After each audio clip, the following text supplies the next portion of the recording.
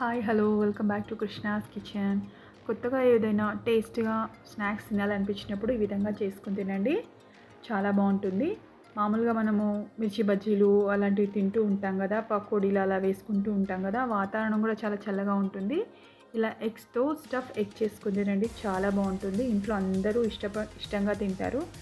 అలాగే ఎవరైనా మన ఇంటికి గెస్ట్ వచ్చినప్పుడు కూడా చేసి పెట్టవచ్చు.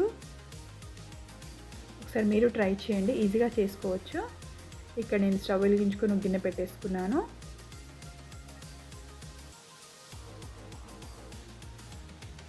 ఆయిల్ వేసుకుంటున్నాను. కొద్దిగా ఆనియన్ సన్నగా చాప్ చేసి వేసుకుంటున్నాను. ఇక్కడ ఆయిల్ వేడైంది. నేను ఇక్కడ బిగ్ సైజ్ ఆనియన్స్ సన్నగా చాప్ చేసి వేసుకుంటున్నాను. అలాగే సన్నగా పచ్చిమిర్చి కూడా కట్ చేసి వేసుకుంటున్నాను. ఆయిల్ వేడైంది కదా, ఇక్కడ ఆనియన్స్ వేసేసుకుంటున్నాను. పచ్చిమిర్చి కూడా వేసేసుకున్నాను. వేయించుకోవాలి, ఇలా కలుపుతూ వేయించుకోవాలి. కొద్దిగా సాల్ట్ వేసుకుంటున్నాను. సాల్ట్ వేసుకుంటే త్వరగా వేగిపోతాయని మనకు తెలుసు కదా. ఇలా ఒకసారి కలిపేసుకోవాలి, బాగా కలుపుతూ వేయించుకుంటూ ఉండాలి. అంటే ఆనియన్స్ కొద్దిగా కలర్ మారే వరకు వేయించుకోవాలి. లైట్ గోల్డెన్ బ్రౌన్ వచ్చే వరకు వేయించుకుంటే సరిపోతుంది.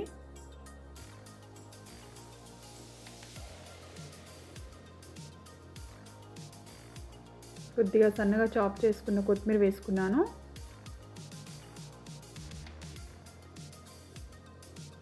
కొద్దిగా జింజర్ గార్లిక్ పేస్ట్ కూడా యాడ్ చేసుకుంటాను. టీ స్పూన్ వేసుకున్నాను. కలుపుకోవాలి. ఆనియన్స్ ఒకసారి వేగిపోయాయంటే ఫ్లేమ్ ఇంకా చూసుకుంటూ ఉండాలి.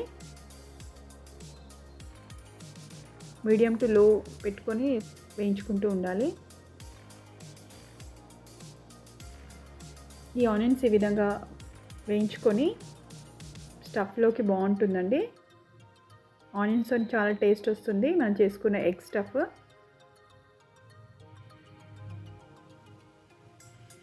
కొద్దిగా పసుపు కారం వేసుకుంటాను. 1 టీ స్పూన్ పసుపు, 1 టీ స్పూన్ కారం వేసుకున్నాను. ఎందుకంటే పచ్చిమిర్చి సన్నగా కట్ చేసి వేసుకున్నాను కదా.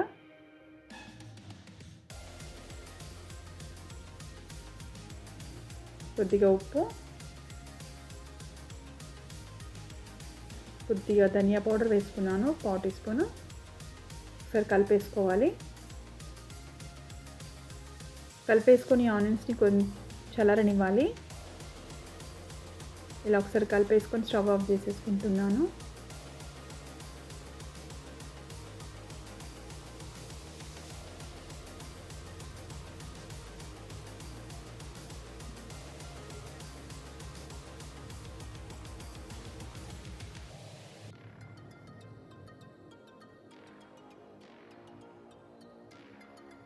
ఇక్కడ నేను 4 ఎగ్స్ తీసుకున్నాను. ముందుగానే ఉడికించుకొని పీల్ తీసి పెట్టుకున్నాను, అంటే మొత్తం పొట్టు తీసి పెట్టేసుకున్నాను. ఈ విధంగా కట్ చేసుకోవాలి. మధ్యలో కాకుండా పొడవుగా కట్ చేసుకోవాలి. అంటే ఒక ఎగ్లో టూ ముక్కలు చేసుకోవాలి. ఇలా రెండుగా చేసుకోవాలి.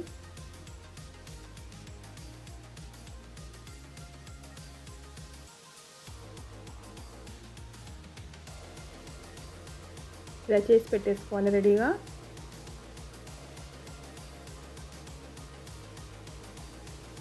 ఇక్కడ నేను శనగపిండి తీసుకున్నాను. ఒక బౌల్లోకి 1.5 కప్ శనగపిండి తీసుకున్నాను. ఇంకొక 1/2 కప్ వేసుకుంటున్నాను.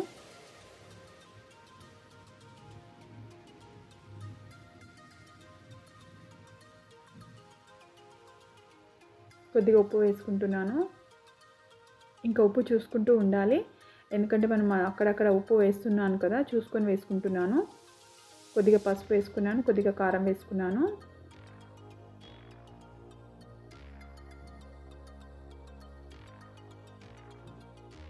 ఒక 1/4 teaspoon ginger garlic paste కూడా వేసేసుకున్నాను.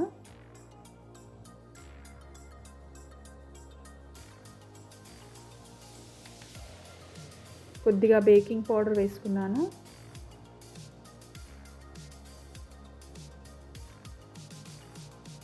ఇక్కడ కొద్దిగా వాము వేసుకున్నాను. ఒకసారి చేతితో నలిపేసుకొని వేసుకోవాలి. ఒకసారి అంతా కలిపేసుకోవాలి బాగా.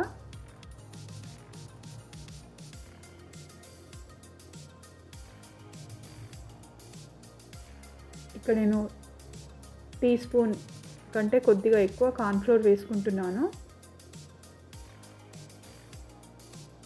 కార్న్‌ఫ్లోర్ లేకుంటే కొద్దిగా రైస్ ఫ్లోర్ కూడా వేసుకోవచ్చు.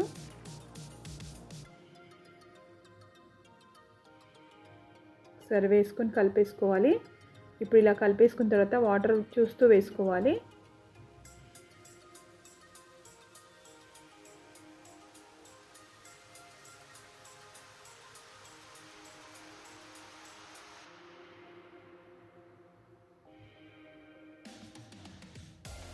ఈ శనగపిండి బ్యాటరు మరీ లిక్విడ్గా కాకుండా మరీ థిక్గా కాకుండా మీడియంగా కలుపుకోవాలి. అంటే మనం బజ్జీలు వేసుకుంటాం కదా, బజ్జీలు ఎలాగైతే కలుపుకుంటామో అలా కలుపుకోవాలి వాటర్ వేస్తూ.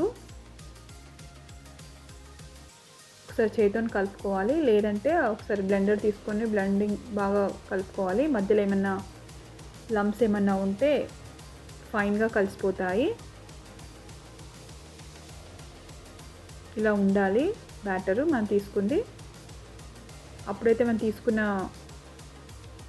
స్టఫ్ ఏదైతే ఉంటుందో అది కరెక్ట్గా బ్యాండ్ అవుతుంది. బ్యాండింగ్ గురించి అండి ఇది శనగపిండి.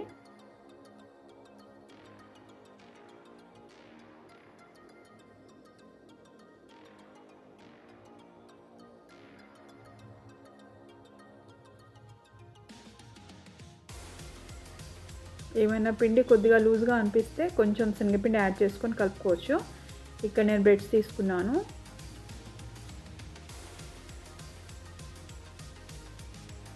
నేను తీసుకున్న బ్రెడ్ ప్లెయిన్ అండి.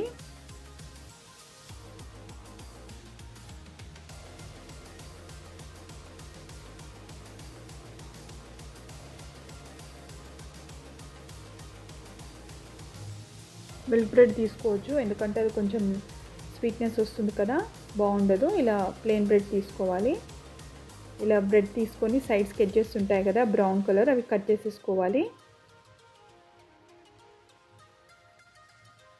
అన్నీ ఇదే విధంగా కట్ చేసి పెట్టేసుకోవాలి. అన్ని విధంగా రెడీ చేసి పెట్టేసుకుంటే ఈజీగా చేసుకోవచ్చండి. చూడండి ఇలా చేసుకొని పెట్టేసుకోవాలి. ఇక్కడ నేను ఆనియన్స్ వేయించుకున్నాను కదా, పూర్తిగా చల్లబడ్డాయి. ఎగ్స్ కట్ చేసి పెట్టుకున్నాను కదా, ఈ ఆనియన్స్ని వాటిపైన పెట్టుకోవాలి. ఇలా కొద్ది కొద్దిగా పెట్టుకోవాలి.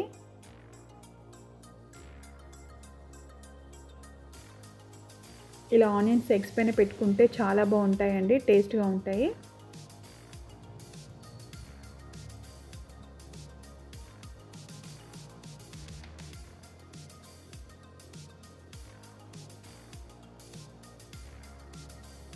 అన్నీ ఇలా పెట్టేసుకోవాలి.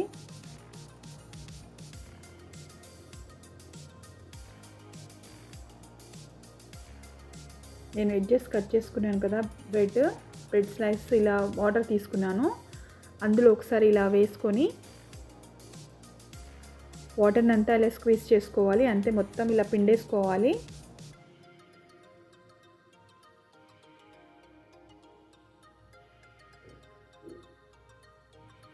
మధ్యలో ఇలా ఎగ్ పెట్టేసుకోవాలి.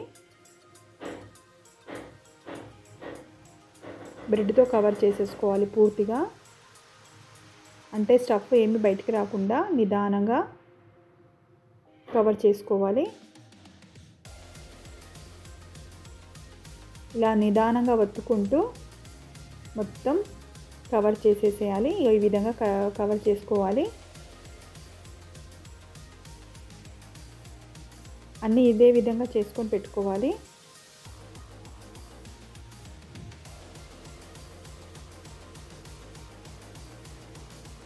ఇలా జస్ట్ వాటర్లో డిప్ చేసుకొని ఇలా వాటర్ని అంతా పిండేసుకోవాలి.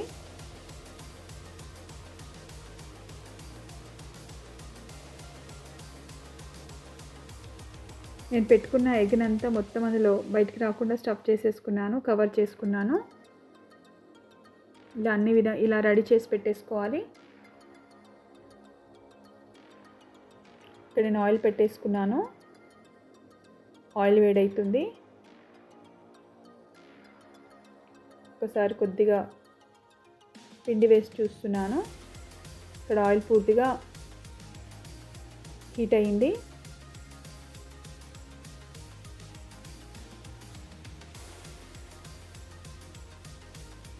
ఇక్కడ నేను ఇప్పుడు స్టఫ్ చేసుకున్న ఎగ్లని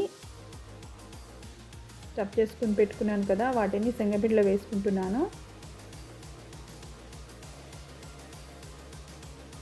ఇలా నిదానంగా వేసుకొని పూర్తిగా కవర్ అయ్యేటట్టు శనగపిండిలో డిప్ చేసుకొని నిదానంగా ఆయిల్లో డ్రాప్ చేసుకోవాలి.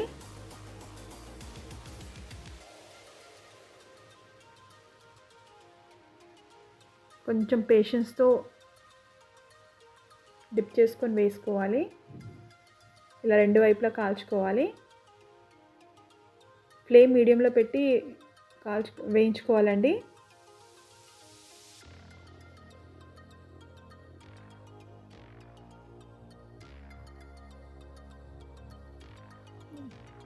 ప్లేట్లోకి తీసేసుకున్నాను.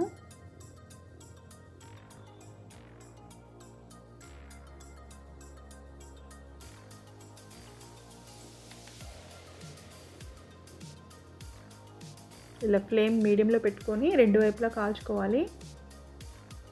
ఈ విధంగా మీరు ట్రై చేయండి. ఈవినింగ్ స్నాక్స్ లాగా చాలా బాగుంటుంది. పిల్లలు స్కూల్కి వెళ్ళి రాగానే ఇలా చేసి పెట్టవచ్చు అప్పటికప్పుడు.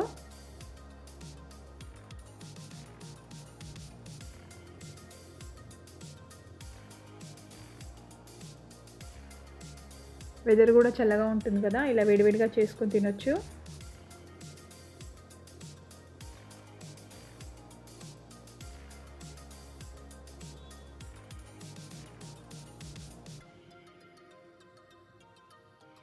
ఆయిల్ అంతా తీసేసుకొని ప్లేట్లోకి తీసేసుకుంటున్నాను. వీటిని సాస్తో కానీ మయోనీస్తో కానీ తినొచ్చండి, బాగుంటుంది. లేదా అలాగే కూడా తినేయచ్చు. వీటిని ఇలా వేడివేడిగా తింటే బాగుంటాయండి. మీకు చూపిస్తున్నాను ఇక్కడ కట్ చేసి చూడండి ఒకసారి.